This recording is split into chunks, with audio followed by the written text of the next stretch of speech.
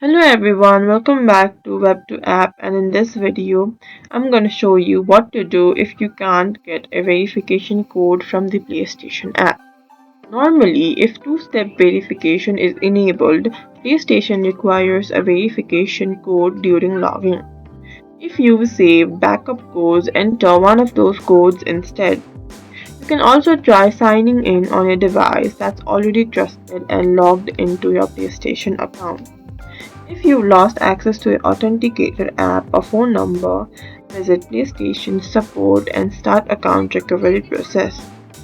Be prepared to verify your account ownership using your email address, online ID, purchase history, and other account details. For security reasons, there is no official way to bypass two-step verification without proving the ownership of the account. And that's it. That's how to recover access to your PlayStation account when you can't receive a verification code. And if this video helped, follow us for more tips and tutorials.